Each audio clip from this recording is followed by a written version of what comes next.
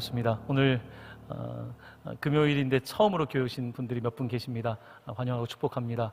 또 교회를 넘어오고 싶었는데 올 수 없는 상황에 계셨던 분들도 함께 계십니다. 환영하고 축복합니다. 또한 여러분 여러 삶의 자리에서 오늘 이 자리에 또한 여러 가지 유혹을 물리치고 오늘 예배에 스위치를 키신 여러분들께 하나님의 특별한 은혜가 함께 계시기를 간절히 축원합니다. 오늘 하나님께서 우리에게 주신 말씀은 신약성경 누가복음 15장 1에서 7절까지의 말씀입니다. 제가 가진 성경책으로는 신약성경 121면이고요. 가능하시다면 자리에서 일어나셔서 하나님께서 우리에게 주시는 말씀, 제가 봉독할 때에 말씀을 경청해 주시기를 바랍니다. 모든 세리와 죄인들이 말씀을 들으러 가까이 나아오니 바리새인과 서기관들이 수군거려 이르되 이 사람이 죄인을 영접하고 음식을 같이 먹는다 하더라.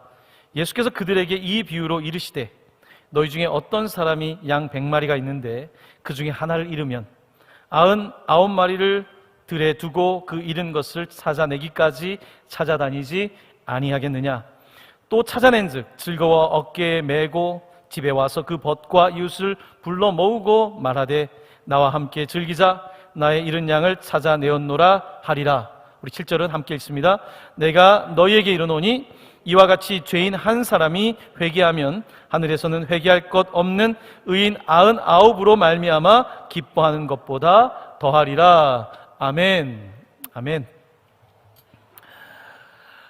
오늘 여러분 잘 모르시겠지만 오늘은 특별한 날입니다. 115년 전에 한국 땅에서 놀라운 일이 벌어졌습니다. 평양 대부흥회가 있었던 바로 그 주간이 이번 주입니다.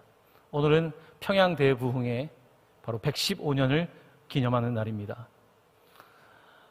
지금은 우리 대한민국의 밤에 보면 빨간 십자가가 많지만 1907년에 십자가가 달려 있었던 곳은 남한보다는 북한 땅이었습니다. 평양은 동방의 예루살렘이라고 하는 평가를 받을 정도로 참 하나님의 과격한 은혜가 있었던 땅이었습니다. 1907년 이 집회가 진행될 때에 놀라운 일이 벌어졌습니다. 보통 부흥운동을 얘기할 때 우리 부흥회 많이 알지 않습니까? 저도 어린 시절 부흥회를 참여했었는데 부흥운동의 특징 중에 하나는 회개입니다.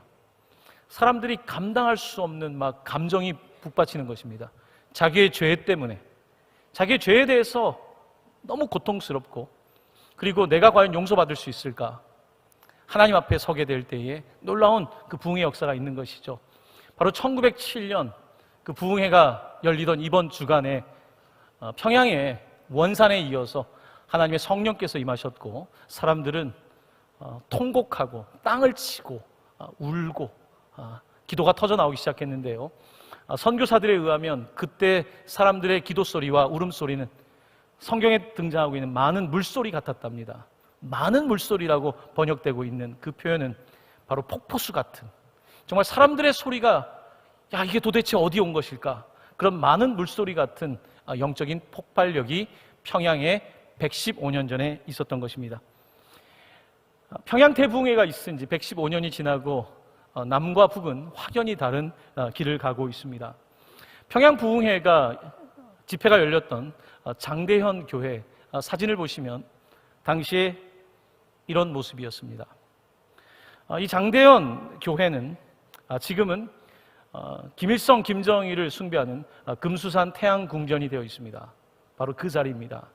장대현 교회가 있던 자리는 금수산 태양궁전이 되어 있고 115년이 지난 지금 북한에서 하나님을 믿던 사람들이 남쪽으로 피난 오게 되었고 그때부터 탈북을 한 거죠. 그 탈북민들이 이곳에 와서 교회를 세웠습니다. 우리 교단의 영락교회, 소망교회 이런 여러분들이 잘 아는 많은 교회들은 탈북민들이 시작한 교회입니다. 바로 이것이 대한민국의 영적인 역사입니다. 지금 복음을 받아들인 대한민국은 세계에서 가장 잘 사는 나라 중에 하나가 되었습니다. 한강의 기적을 넘어서 요즘 대한민국이 나아가는 것을 보면 정말 놀랍습니다. 하지만 복음을 버리고 하나님의 교회에 금수산 태양궁전을 세운 북한은 상당히 암흑의 시간을 지나가고 있습니다. 수년 전에 나왔던 그 한반도 위성 사진이 많은 사람들에게 충격을 주었습니다. 여러분 사진을 보시면 많이들 기억하고 계실 것입니다. 바로 이 사진처럼 남쪽 그리고 일본, 중국에는 빛이 있습니다. 하지만 북한 땅에는 그 밤에 빛이 없습니다. 평양에 조금 남아있는 빛 외에 북한 땅은 마치 섬과 같습니다. 마치 대한민국 사진을 보면 대한민국은 반도로 보이지 않고 밤에 보면 섬처럼 보입니다. 바로 이것이 한반도의 현실이라는 것을 외국의 위성 사진을 찍고 그것이 뉴스에 보도되면서 많은 사람들이 북한과 남한의 차이점을 보다 명확하게 보게 되었습니다. 대한민국은 5,000년 역사를 가진 나라이지만 대한민국의 근대사는 선교 역사입니다. 선교사들이 들어오고 복음이 들어오면서 대한민국의 근대사는 정말 짧은 시간 안에 너무나 급성장하는 세계에서 볼 수 없는 역사를 겪게 된 것입니다. 대한민국이 잘 살게 되는 이 경제적인 동력 뒤에는 단순히 경제가 아닙니다. 여러분 경제적으로 일어나려면요 먼저 마음이 있어야 되거든요. 여러분 자녀들이 공부를 열심히 하려면 먼저 공부하려는 마음이 생겨야 되는 거예요. 사람이 잘 살려면 잘 살겠다는 마음이 생겨야 되는 거예요. 나라에 그런 마음이 생기지 않으면 나라는 한 걸음도 나갈 수 없거든요. 그런데 복음이 들어오고 나서 우리 이 한반도 땅에 하나님께서는 선교를 통하여서 놀라운 열매를 맺게 하신 것입니다. 지난주에 이어서 오늘 함께 나눌 설교회 또한 동강교회가 지향하고 있는 방향성입니다. 선교하는 교회에서 선교적 교회로입니다. 선교하는 교회. 선교하는 교회는 동강교회가 선교하는 교회 맞죠? 우리는 네팔에도 학교를 세웠습니다. 300명이 넘는 학생들이 있고요. 저희들은 일본 선교를 10년 동안 동강교회와 일본 성도님들이 10개 이상의 교회가 협력을 하고 있습니다. 뿐만 아니라 선교사들을 돕고 해외 선교 활동을 열심히 하고 있습니다. 사회복지 선교도 열심히 하는 교회입니다. 노숙자 쉼터를 운영하고 있고요. 정신장애인들을 위한 시설을 운영하고 있고요. 또한 우물이야기, 또한 153 학교, 문화센터, 우리는 많은 선교 관련된 기관 사역을 하고 있습니다. 많은 선교 활동을 하고 있습니다. 선교하는 교회입니다. 선교를 하고 있습니다. 선교하는 교회는 선교를 어떤 특정한 기관을 통해서, 특정한 선교사를 통해서, 아니면 우리가 여름 선교 같은 어떤 활동과 이벤트를 통해서 선교 활동을 할 수 있습니다. 선교하는 교회입니다. 우리는 선교하는 교회에서 선교적 교회로, 미셔널 철치로 우리는 새로운 전환을 맞이해야 되는 때를 살아가고 있습니다.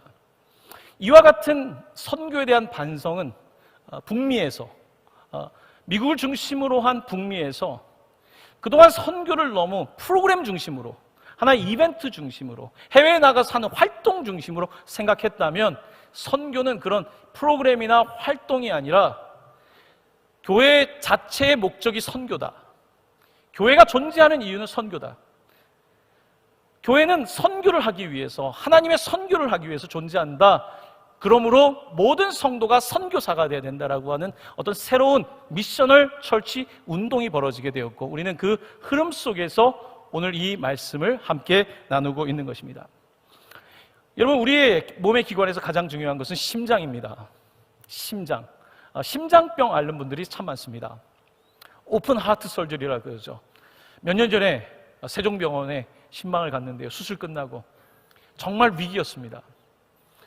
심장을 이제 여는데 보니까 여기서부터 배꼽까지 칼로 잘랐더라고요. 그리고 이제 딱 봉했는데 호치케스로 찍어놨더라고요. 나 좀 안 보여줬으면 좋겠는데 또 자랑스럽게 저에게 보여주시면서 목사님 저 괜찮습니다. 심장이라는 것이 그런 겁니다. 하나님의 심장은 선교입니다. 하나님의 심장은 선교예요. 오늘 본문의 말씀처럼 100마리의 양 중에서 99마리가 있어도 한 마리가 없으면 그 한 마리 때문에 아프고 한 마리를 찾고 싶은 그 심장이 바로 선교이고, 하나님은 선교하시는 하나님이십니다. 바로 선교의 하나님, 하나님의 선교를 일컬어서 미시오 데이, 하나님의 선교라고 부릅니다. 하나님의 선교, 바로 하나님의 심장입니다. 하나님은 잃어버린 한 사람을 찾기 위한 그 심장이 뛰는 분입니다. 그래서 모든 열방이 주님께 돌아올 때까지 하나님의 심장은 계속 뛰고 있는 것입니다. 바로 하나님의 선교인 겁니다. 선교에 가장 관심이 많은 것은 하나님이십니다. 하나님은 보내는 분입니다. 성부 하나님, Father God, 하나님 아버지는 보내시는 하나님이에요. 세상을 사랑하사 독생자를 보내시는 선교사 하나님, 바로 성부 하나님. 세상을 이처럼 사랑하사 자기 자신을 십자가에 내어주신 보내심을 받은 선교사 성자 하나님. 그리고 교회가 바로 하나님의 심장이 있는 그 선교를 할 수 있도록 아버지와 아들이 성령을 보내주시고, 아버지와 아들이 보낸 성령께서 교회에 힘을 주실 때에 바로 교회는 하나님, 예수님, 성령님이 가지고 있는 그 심장에 있는 선교를 감당하는 것입니다. 바로 이것이 하나님의 선교입니다. 교회는 선교를 위하여 존재합니다. 선교가 교회의 목적입니다. 선교하면 그래서 가슴이 뛰는 것입니다. 선교하는 교회가 되어야 되는 것입니다. 선교하는 교회를 넘어서서 선교적 교회, 모든 것이 선교인 교회가 되어야 되는 것입니다. 세상의 빛 동방교회로 이름을 바꾸면서 우리 교회가 가지고 있는, 지향하고 있는 분명한 목표를 더 명확하게 그 이름을 통하여서 밝히고 있습니다. 우리는 부천 동광교회라고 하는 어떤 지역의 이름을 우리의 이름으로 갖지 않고 세상의 빛이라고 하는 바로 하나님의 선교, 하나님께서 원하시는 그 빛이 되는 세상에서의 선교를 위하여서 세상의 빛이라고 하는 아주 근원적인 이름으로 우리는 다시 새롭게 계명을 하게 된 것입니다. 우리는 지역을 넘어서서 하나님이 사랑하는 세상을 향해서 그 세상이 어디든지 우리는 그곳을 향하여 나아가는 교회가 되어야 하는 것입니다. 선교지에 나아가서 선교사님들을 만날 때 듣는 이야기가 있습니다. 선교라고 하는 것이요, 저는 선교사로서 해외에서 살아보지 못했지만 내가 꼭 한다고 해서 선교가 되는 게 아니라는 거예요. 참 내가 열심히 했는데 실망하고 오히려 더 좌절하는 일이 많은데, 어떤 것은 그냥 왜 이게 되는지 모르는 일들이 또 된다는 거예요.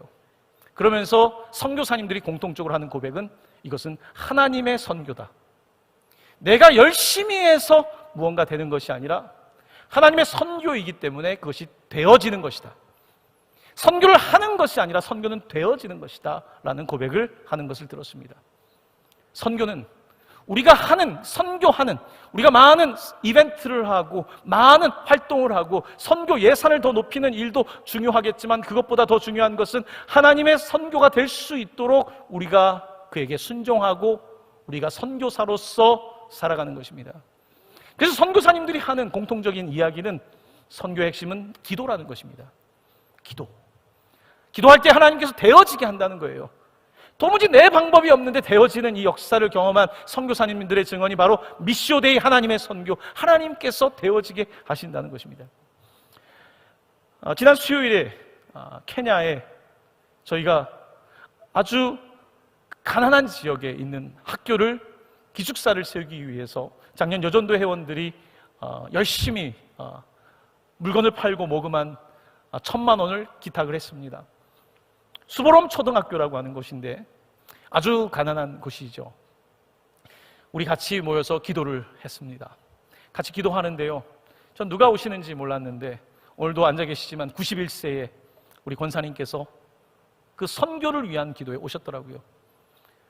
또 80이 넘어가신 권사님께서 그 기도에 오셔서 기도를 하시는데요, 함께 기도할 때에 선교사님이 눈물을 흘리고 계시더라고요. 여러분, 선교는 기도입니다. 하나님의 선교는 되어지는 것입니다. 내가 막 해서 되는 게 아니에요. 교회는 해서 되는 게 아닙니다. 교회는 되어지는 거예요. 근데 우리는 이렇게 생각합니다. 우리가 하면 되지. 우리 교회 예산이 얼마니까, 우리 교회가 이런 능력이 있으니까 하면 된다고 생각하지만, 교회는 하는 것이 아니라 되어지는 것입니다. 사랑하는 성도 여러분, 세상의 빛 동방교회가 하나님의 선교 미시오데이 선교적 교회로서 하나님이 선교하시고 우리는 그의 도구가 되고 선교가 되어지는 교회가 될 수 있기를 예수님의 이름으로 간절히 축원합니다. 되어지는 교회, 여러분 신나지 않습니까? 막 되어지는 거, 막 세워지는 거, 바로 이런 일들이 바로 하나님의 선교를 통하여 나타나는 것입니다. 여러분, 한국 교회는 선교에 대해서 정말 열정적인 특별한 민족입니다. 우리 전 세계에 이렇게 선교사 많이 보내고 이렇게 선교 예산을 쓰는 나라는 여러분 없습니다. 이 작은 나라가 이렇게 선교를 합니다. 정말 하나님께서는 선교하는 이 나라에 많은 복을 주셨습니다. 받는 자보다 주는 자가 복되다고 하셨는데 주려고 하는 이 나라에 많은 복을 주셨습니다. 하지만 언제부터인가 한국 교회도 선교의 동력을 잃어가기 시작한 것도 사실입니다. 특별히 우리가 반성해야 되는 것은 우리 지난주에 윤순재 총장님 통해서 그런 이야기를 들었지만 언제부터인가 교회가 선교보다는 교회를 유지하는 데 관심을 갖게 되었다는 것입니다. 그러면서 교회는 이제 예전에는 막 선교를 해야 됐었는데 지금은 별로 선교할 필요가 없다고 생각하는 거예요. 그 가운데에 우리 특별히 대한민국의 우리 그리스도인들이 개신교 신자들이 느껴야 되는 것은 이곳은 기독교 국가가 아니라는 것입니다. 여러분, 기독교에 대해서 뭐 사람들이 정치적으로나 여러 가지 어려운 일을 겪으면 여러분 막 억울하지 않습니까? 여러분, 그런 일은 해외에서는 늘 있는 일이에요. 선교하다가 감옥 가고 선교하다가 경찰에 잡히고 선교하다가 재산 뺏기고 이런 것들은 늘 있는 일이에요. 그런데 이 대한민국의 교회가 우리가 다문화 다종교 국가에 산다는 것을 잊은 거죠. 우리가 최고 넘버원이라고 생각한 거죠. 그래서 우리가 원하는 대로 하면 된다고 생각했지만 그러는 사이에 교회는 세상을 놓치고 세상과의 어떤 접촉점들을 잃어버리고 그냥 교회 안에, 울타리 안에 있는 하나의 종교가 되어가기 시작한 것입니다. 그것은 교회가 나름대로 성공하고 있기 때문이었습니다. 그 기준은 이제 자체 건물을 갖고 교회가 잘 운영이 되고 선교도 할 수 있는 교회가 되었다는 그런 마음으로 우리는 선교를 하고 있다라고 하는 그와 같은 안일함에 빠진 것입니다. 그래서 우리 교회는 해외에 선교사 몇 명을 지원하고 있고 학교도 세웠고 뭐 그런 생각을 하는 것입니다. 그 가운데 우리가 잃어버린 것은 미셔너리 선교의 그 본질적인 심장입니다. 선교의 심장은 여러분이 선교사고 내가 선교사고 우리 모두가 선교사라고 하는 것이 이 선교의 심장이거든요. 하나님께서 예수 그리스도를 이 땅에 보내신 것처럼 또한 아버지와 아들이 성령을 보내신 것처럼 또한 아버지와 아들과 성령이 성도들을 보내지 않습니까? 바로 교회를 보내는 건데 우리는 보내시는 바로 그 삼위일체 하나님에 대해서 잊고 그저 우리끼리 그냥 교회 안에 있는 게 좋지 않습니까? 세상에 나가면 복잡하지 않습니까? 그래서 세상을 놓치기 시작한 것입니다. 우리가 마땅히 품어야 될 세상을 품지 못하고 그냥 교회 안에 머문 것입니다. 우리가 지금 선교적 교회가 되는 과정에서 기억해야 되는 것은 교회만 교회가 아니라 세상이 교회라는 것입니다. 세상이 교회인 거예요. 하나님이 세상을 이처럼 사랑했다고 하셨습니다. 세상이 교회라는 사실을 기억하고 세상에 나아가서 우리가 선교사로 살아가면서 그들에게 복음도 전하고 어려운 사람들을 구제하고 우리가 최선을 다하여서 섬겨 나갈 때에 사람들은 우리의 착한 행실을 보고 너희는 세상의 빛이다. 너희들의 착한 행실을 보고 그들도 예수를 믿게 된다고 말씀하고 있지 않습니까? 우리는 그와 같은 선교사로서의 새로운 자세를 가져야 되는 것입니다. 세상의 빛 동방교회로서 그래서 우리가 어떻게 하면 선교사로서 내가 그런 자세를 가지고 살아갈까? 이것이 중요한 우리에게 주제인 것입니다. 선교적 교회가 된다는 것 여러분에게 질문을 던져보십시오. 나는 선교사로 살고 있습니까? 여러분, 목사로 사는 것이 죄송한 말씀이지만 더 쉬울까요? 선교사로 사는 게 더 쉬울까요? 어떻게 하냐에 따라 다르겠지만 선교사로 사는 것은 어려운 일입니다. 왜냐하면 선교사는요, 아무것도 없는 곳에서 시작하기 때문에 그래요. 아무것도 없는 곳에 가서 삶으로 자기를 드리는 거 아닙니까? 우리 총장님 오셨을 때 그 말씀 들었던 것처럼 그냥 조선 땅에 온 거예요. 테네시 대학에서 가장 공부를 잘했던 졸업생이 이곳에 오고 가장 잘 나갔던 사람들이 가보지도 않았던 이 조선 땅에 한 달 동안 배를 타고 온 거예요. 우리 교회 153 학교가 있는 월드 선교회 제인 화이트 선교사님 혼자 싱글로 왔습니다. 지금은 치매가 걸려 있어요. 우리 교회가 몇 년 전부터 그분을 돕고 있는데요. 배를 타고 왔습니다. 샌프란시스코에서. 평생 결혼하지 않았습니다. 주님을 위해서. 그리고 이 땅에서 이제 묻힐 거예요. 왜냐하면 가족들도 다 떠나고 이제 홀로 남지 않았습니까? 그런 삶을 산 거예요. 양화진에 그 선교사님들의 무덤이 있는 것입니다. 제가 10년 전에 동방교회에 담임 목사로 오는 결정이 되고 나서 양화진에 갔습니다. 이곳에 목회를 시작하기 전에 양화진 선교사님의 무덤에 가서 저는 교수로 살아갈까 그런 생각을 사실은 하고 있었던 시점이었습니다. 하나님, 제가 왜 학교에서 가르치는 일을 하기 위해서 공부를 했는 줄 알았는데 그때 하나님께서 제 마음에 두 개의 글자를 주셨습니다. 선교. 저는 선교학 수업을 많이 들은 사람이 아닙니다. 선교라는 마음을 주셨습니다. 선교하기 위해서. 교회 존재 이유는 선교니까. 학교의 존재 이유는 가르치는 티칭이라고 한다면 교회의 존재 목적은 선교니까 선교하기 위해서 간다는 말씀을 주셨고, 저는 그때부터 지금까지 잘 못하지만 어떻게든지 선교를 해야 된다 이런 생각을 가지고 막 뭔가를 지금까지 해오고 있습니다. 그것은 제가 하나님께 받은 부담감 때문입니다. 최근에 세상의 빛 동방교회로 이름을 바꾸면서 제가 하나님의 선교라는 말을 많이 썼지만 하나님께서 저에게 주신 도전은 오늘 제가 말씀 전하는 그 도전이 사실 저에게 주신 도전입니다. 선교하는 교회, 선교의 활동을 하는 교회, 선교의 여러 가지 이벤트와 프로그램을 하는 교회가 아니라 너가 선교사일 수 있겠니? 너가 선교사로 살아갈 수 있겠니? 라고 하는 질문 앞에 다시 서게 되는 것입니다.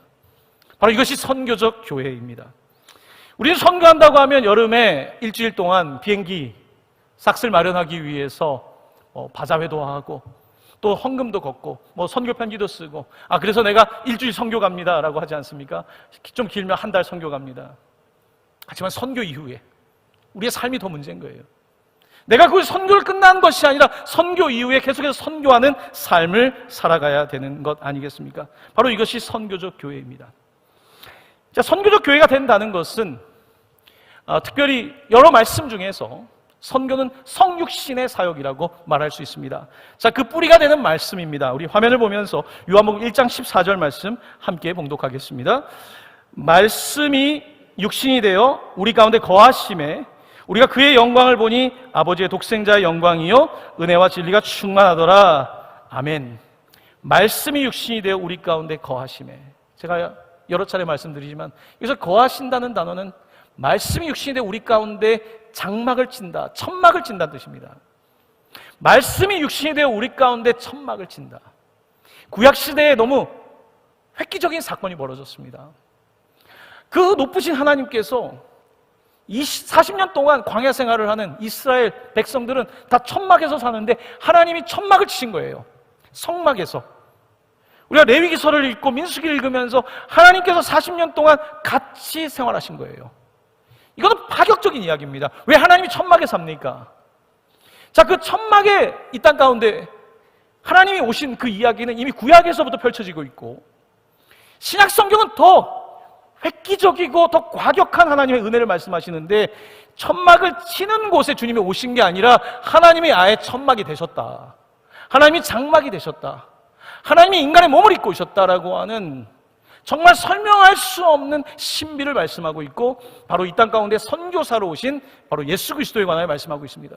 그가 이 땅 가운데 오셔서 의의 나라에서 죄인의 나라로, 은혜의 나라에서 율법으로 죽을 수밖에 없는 인간의 나라로 오셔서 우리를 구원하기 위한 선교사가 되셨다는 것입니다. 바로 그 은혜를 받은 사람, 그 구원의 감격이 있는 사람들이 선교에 나가는 것입니다. 바로 그 땅에 나아가서도 저 땅에 나아가서도 멀리 있는 해외뿐만 아니라 우리 가까운 곳에서 복음을 듣지 못한 어둠 가운데 살고 있는 사람들에게 바로 주님께서 하신 것처럼 우리도 장막을 입고 가는 것입니다. 그들과 같은 수준으로 내가 남도보다 더 잘 살기 때문에 이렇게 팔짱을 끼고 바라보는 이런 모습이 아니라 낮은 곳으로 내가 가지고 있는 사회적 위치, 내가 가지고 있는 명예, 내가 가지고 있는 어떠한 포지션과 상관없이 그 모습으로 낮아지는 것입니다. 바로 자기를 비우는 케노시스라고 말하는 자기를 비워서 주님 이 땅 가운데 오셔서 그렇게 하신 것처럼 우리도 그렇게 살아가는 것, 이것이 선교의 핵심인 것입니다. 그렇습니다. 이 선교는 교회의 목적입니다. 제가 동강교회에 와서 동강교회의 중요한 가치 4가지를 말씀드렸습니다. 제가 이제 야구장으로 여러분 여러 차례 설명을 드렸었는데 또 오랜만에 한번 야구장을 보여드리도록 하겠습니다.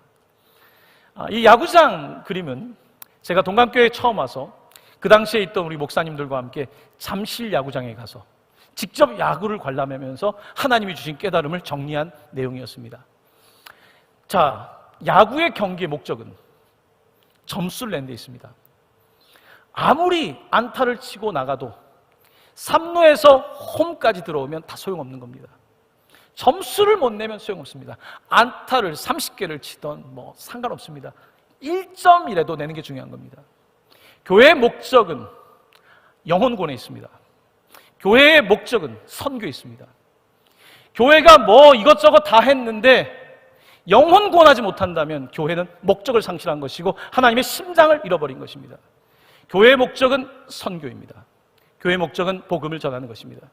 이 목적을 잃어버린다면 교회는 이제 친교 집단이 되고 있는 것입니다. 그냥 서로 가까운 사람들끼리 만나는 동호회가 될 수가 있습니다. 비슷한 종교적인 취향을 갖고 있는 사람들이 모이는 종교 단체가 되는 것입니다. 자, 이렇게 야구장에서 우리가 한 바퀴를 돌아서 한 영혼을 구원한다고 생각을 했을 때 교회 목적은 선교인데요. 자, 동강교회의 방향을 보시면 첫 번째 야구를 할 때 이제 홈베이스가 있습니다. 홈베이스는 우리가 어디서 출발해야 되는가? 홈. 여기서 출발하는 거예요.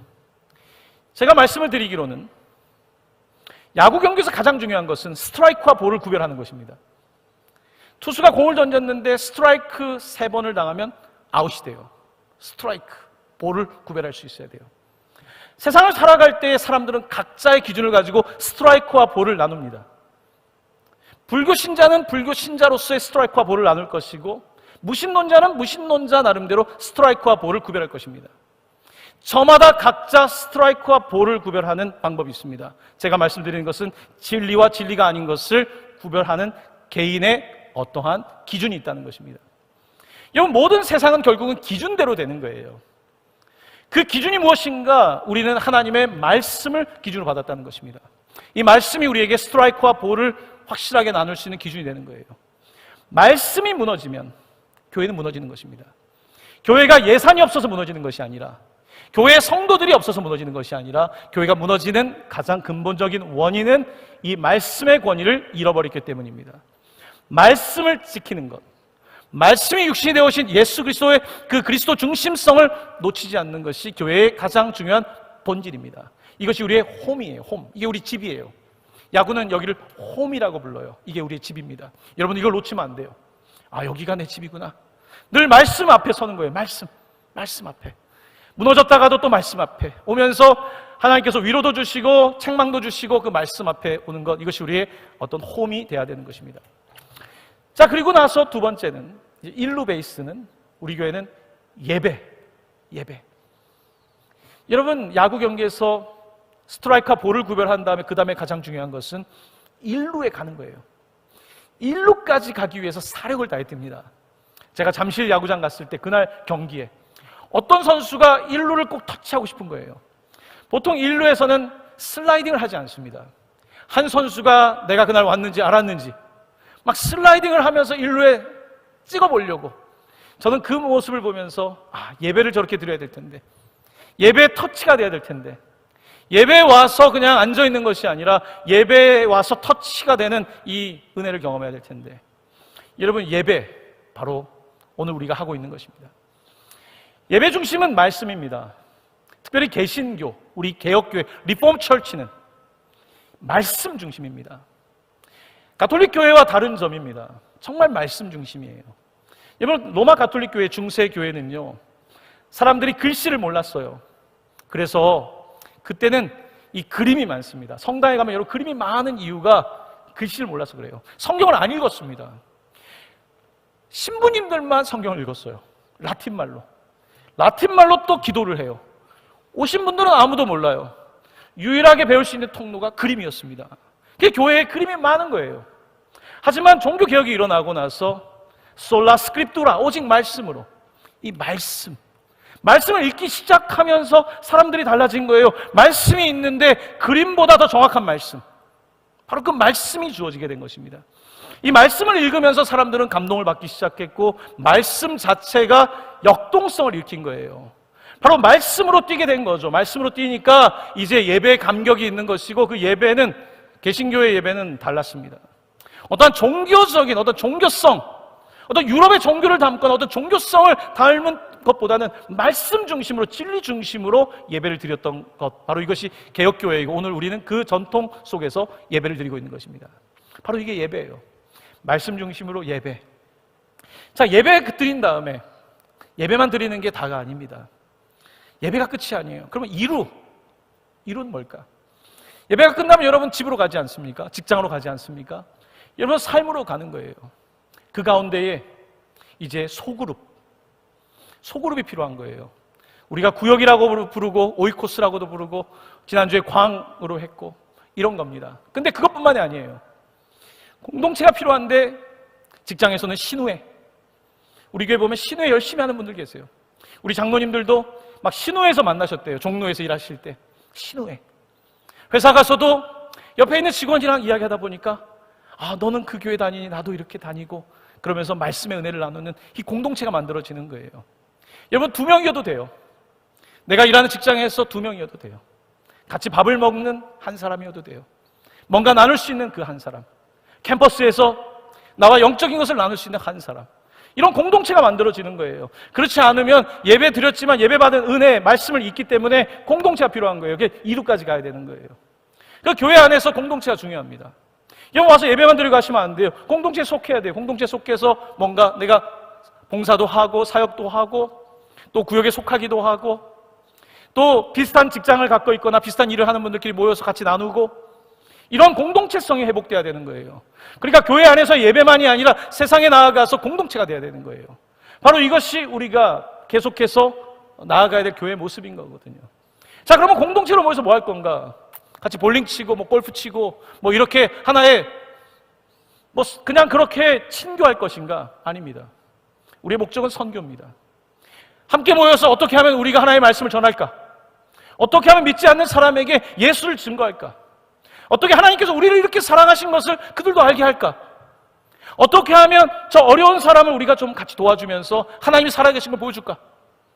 모르는 사이에 어떻게 하면 직장에서 저 어려운 사람을 위해서 당신과 내가 같이 기도할까? 같이 중보기도 하고. 그러면 이러면서 전도의 문이 열리는 거예요. 공동체가 같이 기도하고 같이, 공동체라는 것은 여러분 이게 큰 것만이 공동체가, 2-3사람이 모여도 그게 공동체거든요. 그 가운데에 이제 선교적인 마인드를 가지고서 접근하는 거죠. 물론 이단처럼은 하면 안 되죠. 이단은요, 다른 것이 하나님의 목적이 아니라 우리의 종교의 확대를 위하여서 선행을 하는 것은요, 그건 굉장히 이단적인 겁니다. 우리는 그렇지 않아요. 여러분이 복음을 전할 때 꼭 우리 교회만 와야 된다? 아닙니다.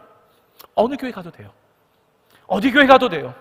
저 사람이 복음을 받아들일 수만 있다면, 저렇게 죽어가는 사람이 살아날 수만 있다면, 시무룩하고 무너져 있고 어디 가서 말할 데도 없어요. 여러분 사람들은요, 말할 데가 없어요. 사람들은 내 이야기 들어준 데 없습니다. 그 사람에게 내가 귀를 빌려주고 내 시간을 내어주고 그러면서 관계성이 만들어지고, 그게 선교입니다. 그래서 1명이 죽게 돌아오고 2명이 돌아오고 이런 일들이 벌어지는 거예요. 여러분 주로 전도를 누가 잘할까요? 목사보다는 여러분들이 잘하십니다. 왜냐하면 저는 교회에 머무는 시간이 많아요. 하지만 여러분들은 세상에 머무는 시간이 더 많지 않습니까?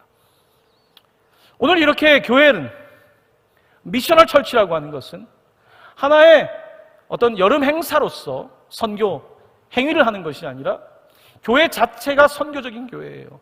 제가 이런 맥락에서 말씀을 드렸지만 조금 더 오늘은 다시 한번 여러분에게 상기를 시키는 것입니다. 교회는 선교적 교회인데 중심은 바로 말씀인 거예요. 말씀이 육신이 되어 오신 그 예수 그리스도. 그렇다면 우리도 말씀을 받아서 예배하고 그 육신이 되어서 세상 가운데 나아가 노동의 현장에서, 학교에서, 삶의 자리에서 우리가 그렇게 살아가는 것, 바로 이것이 선교입니다. 이것이 교회의 심장입니다. 성도들이 선교사로 살아가는 거예요. 이거 선교사로 살면 힘들어요. 선교사는 힘들어요. 왜냐하면 쫓겨날 수도 있고요. 비자 때문에. 풍토병에 걸릴 수도 있고요. 또한 사람들에게 오해받을 수도 있고요. 오늘 우리가 이 선교 이야기를 하는 것은 이제 이 기독교, 오늘 우리의 신앙이 이제는 마이너리티가 되기 시작했어요. 소수가 되기 시작했어요. 그 전에 교회가 막 성도들이 많고 할 때는요, 우리가 뭐 넘버원이다 생각했지만 지금 여러분 교회는 그렇지 않습니다.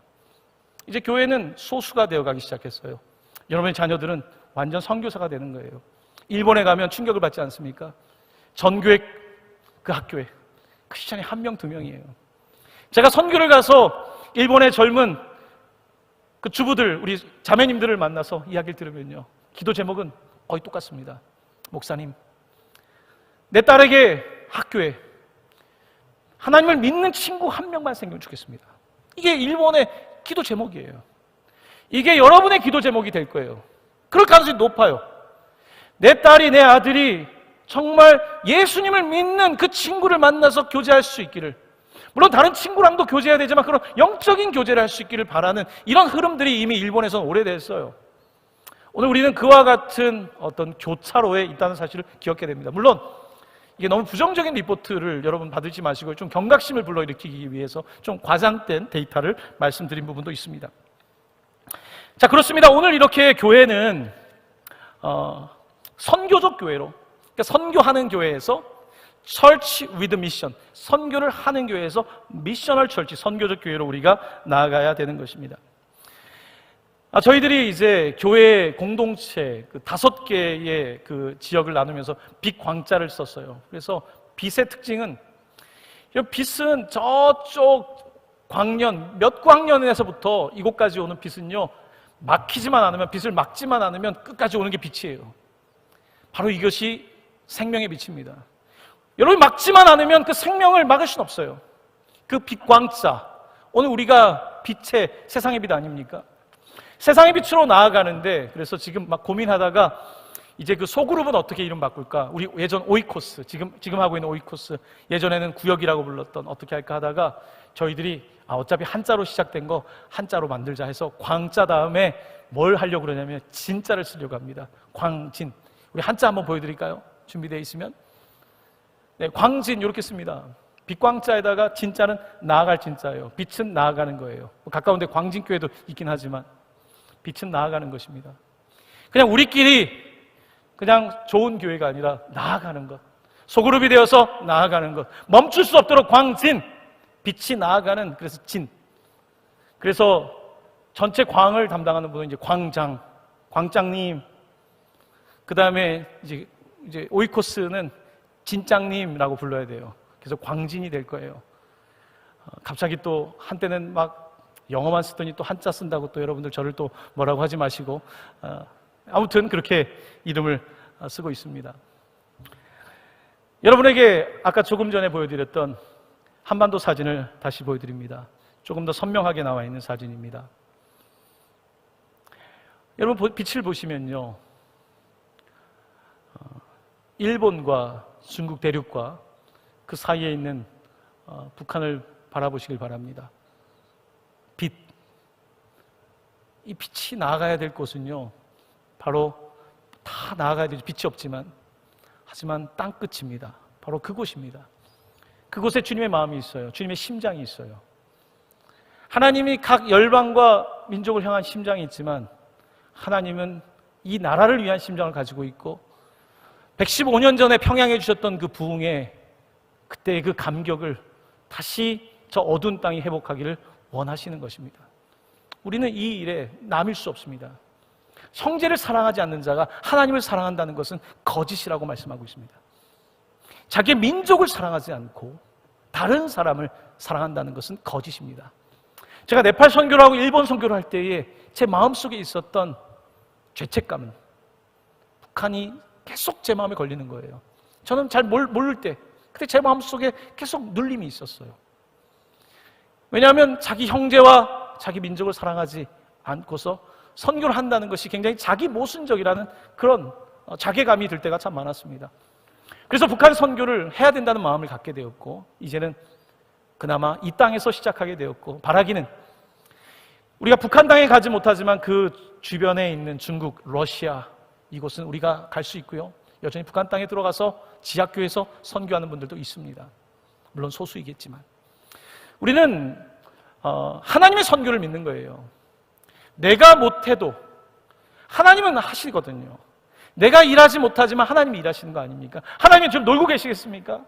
북한 땅을 보면서 하나님이 놀고 계시겠습니까? 하나님이 지금 팔짱 끼고 있겠습니까? 하나님의 심장이 있는데, 하나님이 지금 일하시는데, 오늘 우리는 하나님이 일하실 수 있도록 우리는 기도하고 또 하나님의 사역이 되어질 수 있도록 작은 일이라도, 작은 물질이라도, 작은 헌신이라도 함께하며 하나님의 선교에 동참하는 것, 바로 우리가 해야 될 일인 것입니다.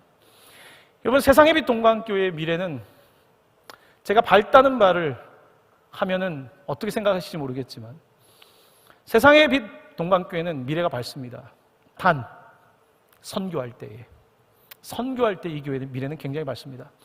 하지만 선교의 그 심장을 잃어버릴 때 이 교회의 미래는 어둡습니다. 굉장히 어둡습니다.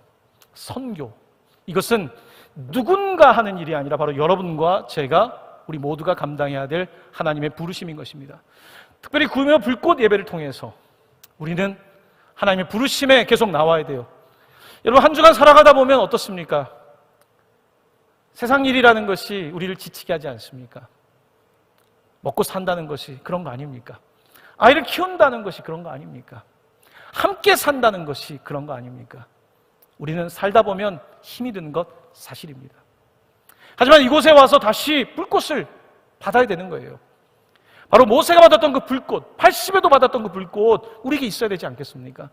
저는 금요 이 예배를 통해서 우리 성도님들이 특별히 소명, 하나님 왜 날 태어나게 하신 겁니까? 하나님 왜 날 살리셨습니까? 하나님 날 왜 여기 보내셨습니까?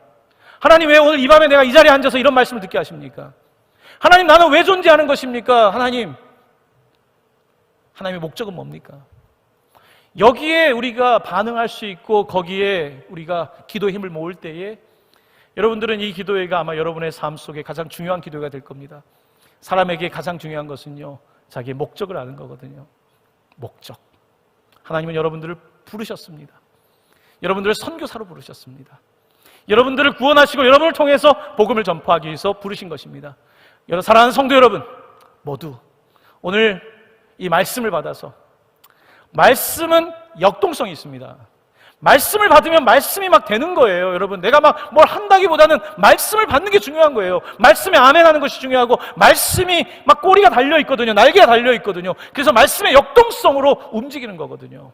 예배에 그 말씀이 살아있을 때에 막 움직이는 것이고, 하나님 말씀을 읽으면서 우와, 이 말씀이 진짜 나한테 이루어지고 있네요.